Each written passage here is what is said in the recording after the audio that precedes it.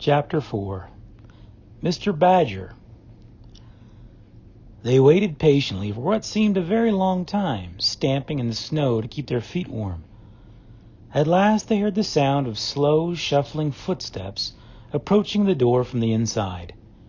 It seemed, as the mole remarked to the rat, like someone walking in carpet slippers that were too large for him and down at heel, which was intelligent of Mole, because that was exactly what it was. There was the noise of a bolt shot back, and the door opened a few inches, enough to show a long snout and a pair of sleepy, blinking eyes. "Now, the very next time this happens," said a gruff and suspicious voice, "I shall be exceedingly angry. Who is it this time, disturbing people on such a night? Speak up!" "Oh, Badger," cried the rat, "let us in, please. It's me, Rat, and my friend Mole, and we've lost our way in the snow." "What? Ratty, my dear little man," exclaimed the Badger, in quite a different voice. "Come along in, both of you, at once. Why, you must be perished. Well, I never. Lost in the snow, and in the wild wood, too, and at this time of night. But come in with you."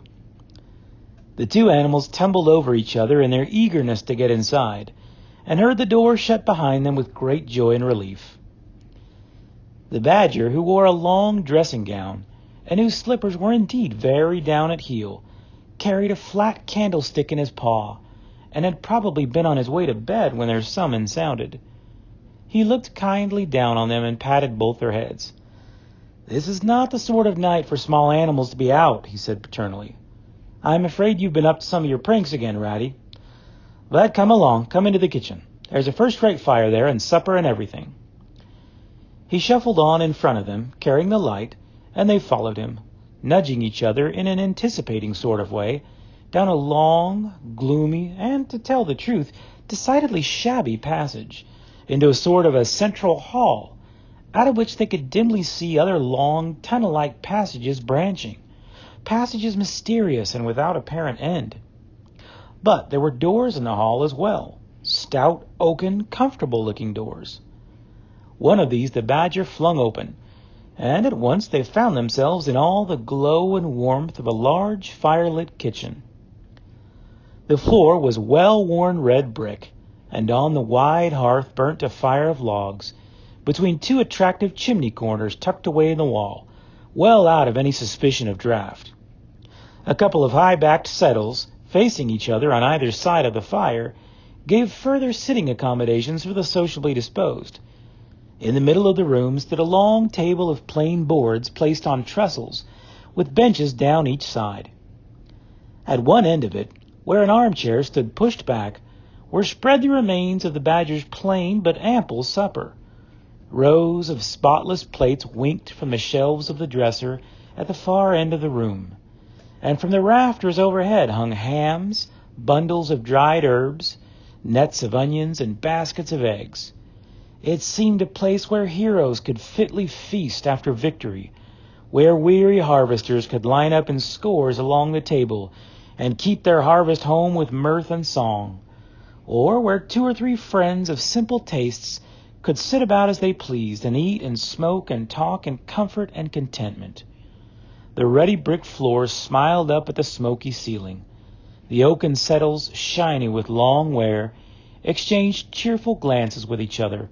Plates on the dresser grinned at pots on the shelf, and the merry firelight flickered and played over everything without distinction.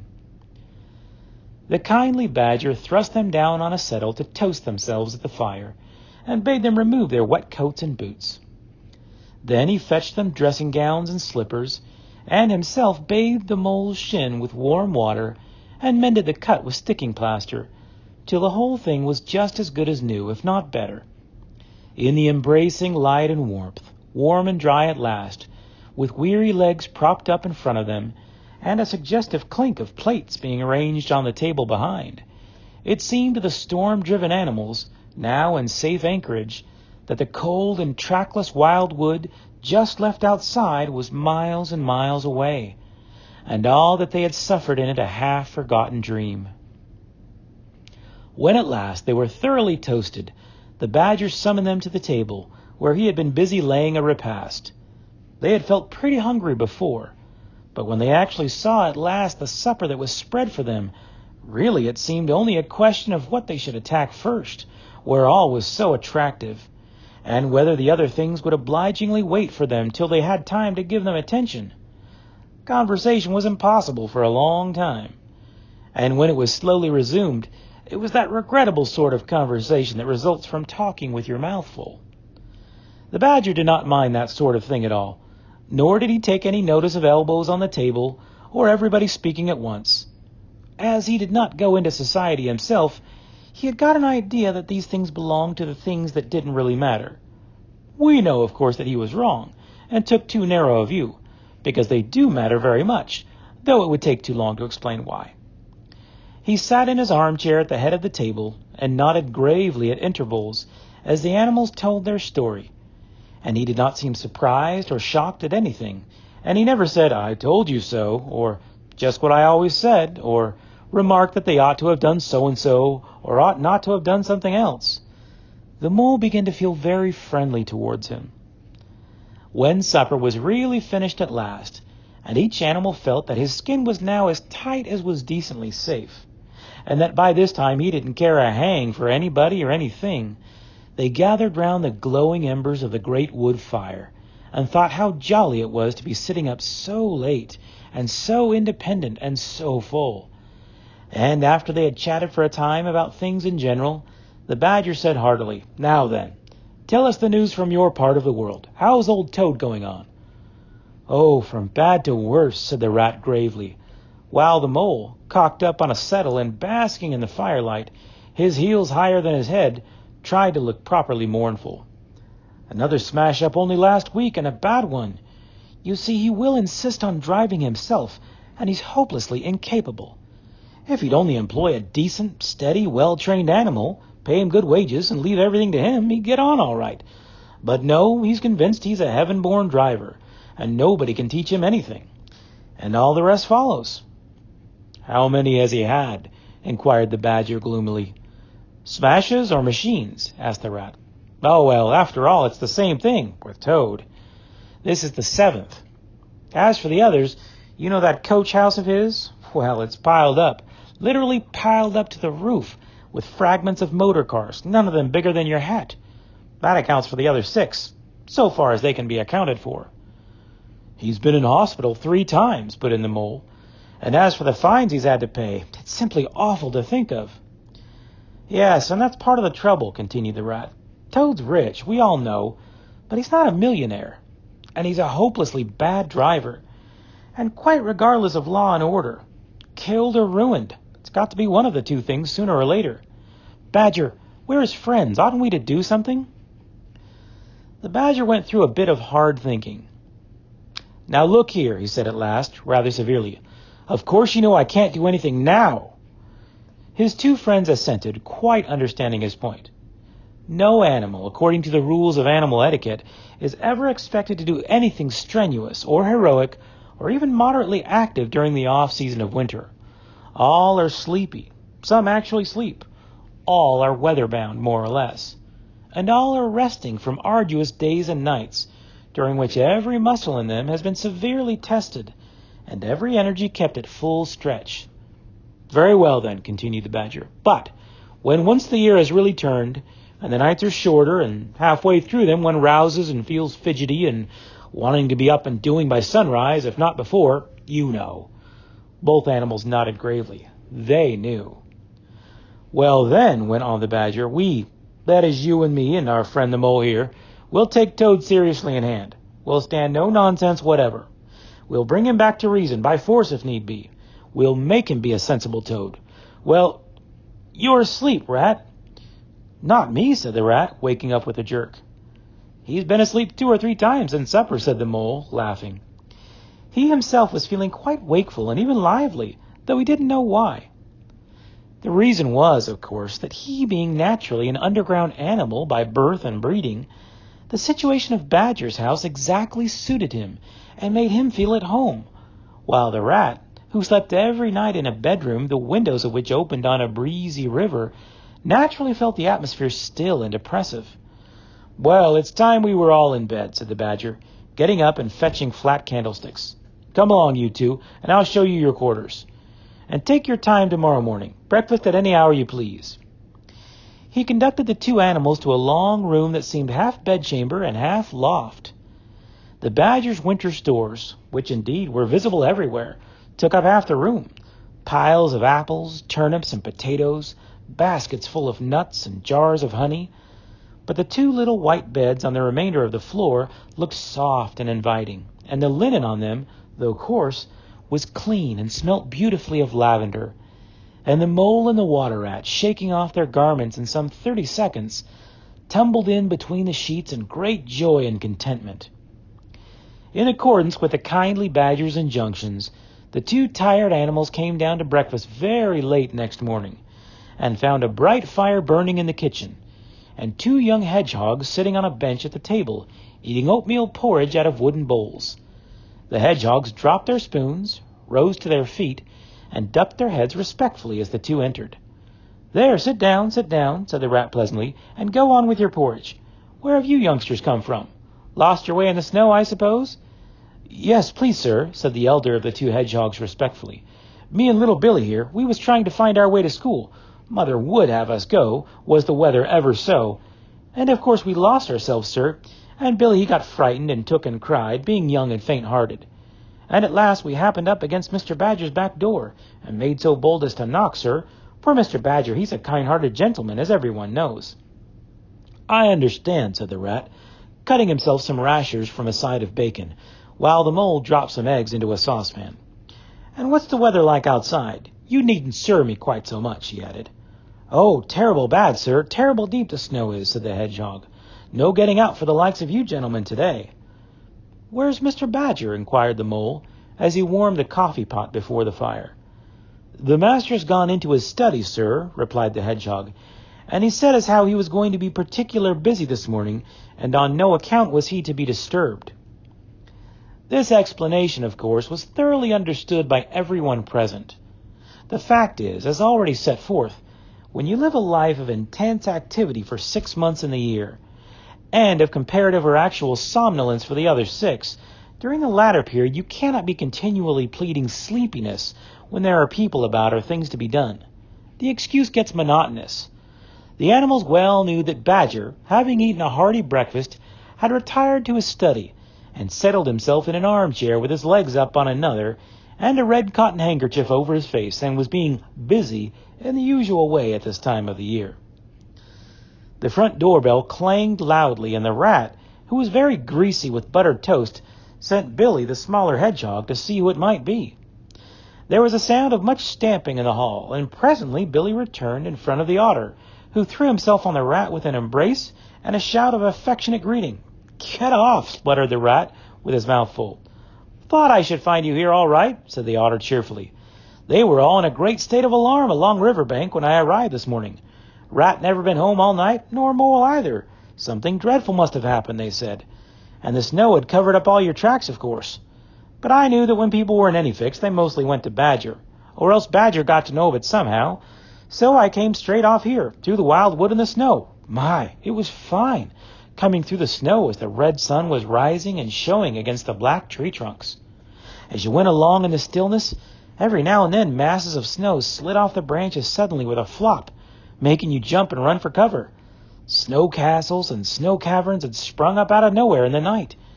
And snow bridges, terraces, ramparts, I could have stayed and played with them for hours. Here and there great branches had been torn away by the sheer weight of the snow, and robins perched and hopped on them in their perky, conceited way, just as if they had done it themselves. A ragged string of wild geese passed overhead, high on the gray sky, and a few rooks whirled over the trees, inspected, and flapped off homewards with a disgusted expression. But I met no sensible being asked the news of. About halfway across I came on a rabbit sitting on a stump, cleaning his silly face with his paws. He was a pretty scared animal when I crept up behind him and placed a heavy forepaw on his shoulder. I had to cuff his head once or twice to get any sense out of it at all. At last I managed to extract from him that Mole had been seen in the wild wood last night by one of them. It was the talk of the burrows, he said, how Mole, Mr. Rat's particular friend, was in a bad fix, how he had lost his way, and they were up and out hunting, and were chivying him round and round. Then why didn't any of you do something, I asked. You mayn't be blessed with brains, but there are hundreds and hundreds of you, big stout fellows, as fat as butter, and your burros running in all directions, and you could have taken him in and made him safe and comfortable, or tried to at all events. What, us? He merely said. Do something? Us rabbits? So I cuffed him again and left him. There was nothing else to be done. At any rate, I had learned something. And if I had had the luck to meet any of them, I'd have learned something more, or they would. Weren't you at all, nervous? Asked the mole, some of yesterday's terror coming back to him at the mention of the wild wood. Nervous? The otter showed a gleaming set of strong white teeth as he laughed. I'd give him nerves if any of them tried anything on with me. Here, Mole, fry me some slices of ham, like the good little chap you are. I'm frightfully hungry, and I've got any amount to say to Ratty here. Haven't seen him for an age. So the good-natured mole, having cut some slices of ham, set the hedgehogs to fry it and returned to his own breakfast, while the otter and the rat, their heads together, eagerly talked river shop, which is long shop, and talk that is endless, running on like the babbling river itself. A plate of fried ham had just been cleared and sent back for more when the badger entered, yawning and rubbing his eyes, and greeted them all in his quiet, simple way, with kind inquiries for everyone. It must be getting on for luncheon time, he remarked to the otter. Better stop and have it with us. You must be hungry this cold morning. Rather, replied the otter, winking at the mole. The sight of these greedy young hedgehogs stuffing themselves with fried ham makes me feel positively famished.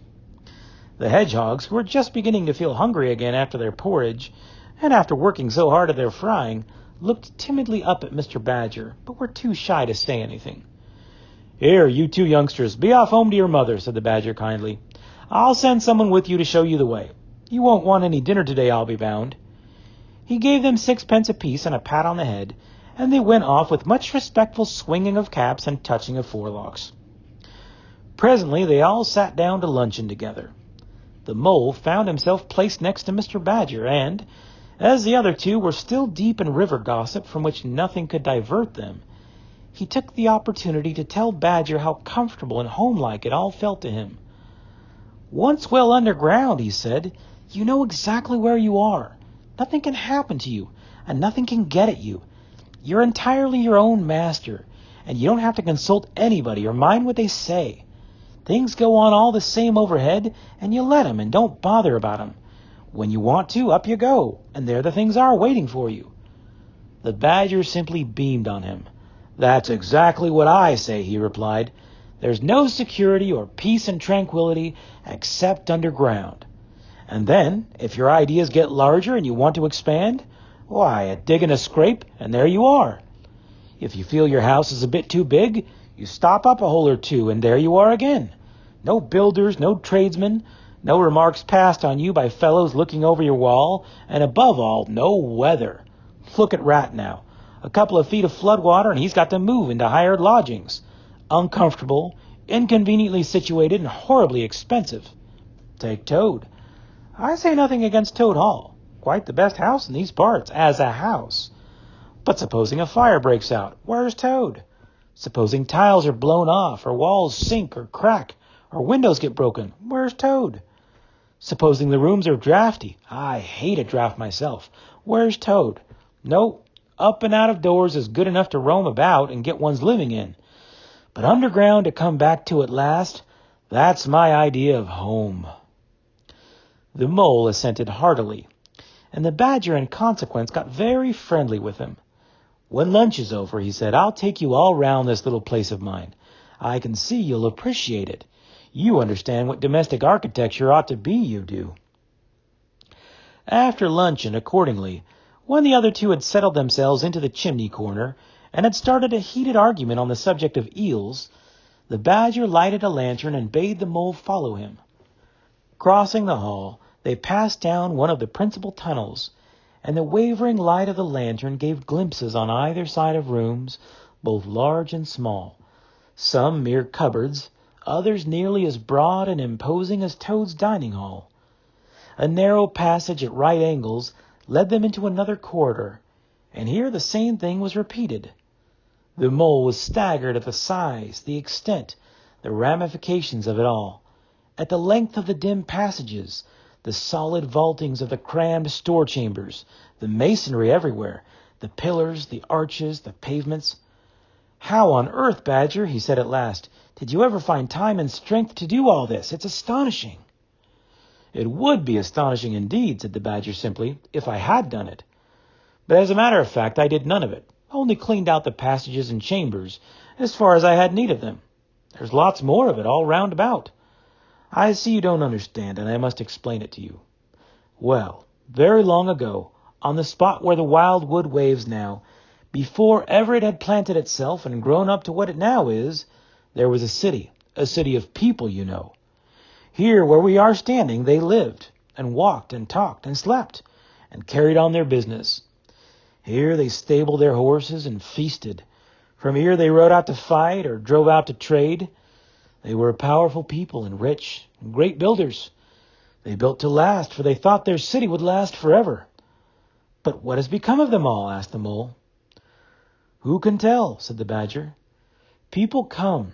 They stay for a while. They flourish. They build. And they go. It is their way. But we remain. There were badgers here, I've been told, long before that same city ever came to be. And now there are badgers here again. We are an enduring lot, and we may move out for a time, but we wait, and are patient, and back we come. And so it will ever be." "Well, and when they went at last, those people?" said the Mole. "When they went," continued the Badger, "the strong winds and persistent rains took the matter in hand, patiently, ceaselessly, year after year. Perhaps we badgers, too, in our small way, helped a little. Who knows? It was all down, down, down, gradually, ruin and leveling and disappearance. Then it was all up, up, up, gradually, as seeds grew to saplings, and saplings to forest trees, and bramble and fern came creeping in to help. Leaf mold rose and obliterated. Streams in their winter freshets brought sand and soil to clog and to cover. And in course of time our home was ready for us again, and we moved in. Up above us on the surface the same thing happened. Animals arrived, liked the look of the place, took up their quarters, settled down, spread and flourished. They didn't bother themselves about the past. They never do. They're too busy. The place was a bit humpy and hillocky naturally, and full of holes, but that was rather an advantage. And they don't bother about the future either. The future when perhaps the people will move in again, for a time, as may very well be. The wild wood is pretty well populated by now, with all the usual lot, good, bad, and indifferent. I name no names. It takes all sorts to make a world. But I fancy you know something about them yourself by this time." "I do indeed," said the Mole with a slight shiver. "Well, well," said the Badger, patting him on the shoulder. "It was your first experience of them, you see. They're not so bad, really, and we must all live and let live. But I'll pass the word round tomorrow, and I think you'll have no further trouble. Any friend of mine walks where he likes in this country, or I'll know the reason why."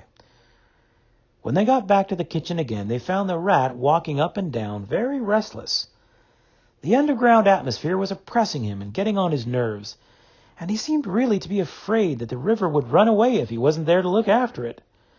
So he had his overcoat on and his pistols thrust into his belt again. "Come along, Mole," he said anxiously, as soon as he caught sight of them. "We must get off while it's daylight. Don't want to spend another night in the wild wood again." "It'll be all right, my fine fellow," said the Otter. "I'm coming along with you, and I know every path blindfold. And if there's a head that needs to be punched, you can confidently rely upon me to punch it." "You really needn't fret, Ratty," added the Badger placidly. "My passages run further than you think, and I've bolt holes to the edge of the wood in several directions, though I don't care for everybody to know about them. When you really have to go, you shall leave by one of my shortcuts. Meantime, make yourself easy and sit down again." The Rat was nevertheless still anxious to be off and attend to his river. So the Badger, taking up his lantern again, led the way along a damp and airless tunnel that wound and dipped, part vaulted, part hewn through solid rock, for a weary distance that seemed to be miles. At last daylight began to show itself confusedly through tangled growth overhanging the mouth of the passage, and the Badger, bidding them a hasty goodbye, pushed them hurriedly through the opening, made everything look as natural as possible again, with creepers, brushwood, and dead leaves, and retreated. They found themselves standing on the very edge of the wild wood, rocks and brambles and tree roots behind them, confusedly heaped and tangled. In front, a great space of quiet fields, hemmed by lines of hedges black on the snow, and, far ahead, a glint of the familiar old river, while the wintry sun hung red and low on the horizon. The otter, as knowing all the paths, took charge of the party, and they trailed out on a beeline for a distant stile. Pausing there a moment and looking back, they saw the whole mass of the wild wood, dense, menacing, compact, grimly set in vast white surroundings. Simultaneously they turned and made swiftly for home, for firelight and the familiar things it played on, for the voice sounding cheerily outside their window of the river that they knew and trusted in all its moods, that never made them afraid with any amazement. As he hurried along, eagerly anticipating the moment when he would be at home again among the things he knew and liked, the mole saw clearly that he was an animal of tilled field and hedgerow, linked to the plowed furrow, the frequented pasture, the lane of evening lingerings, the cultivated garden plot. For others the asperities, the stubborn endurance, or the clash of actual conflict that went with nature in the rough. He must be wise, must keep to the pleasant places in which his lines were laid and which held adventure enough, in their way, to last for a lifetime.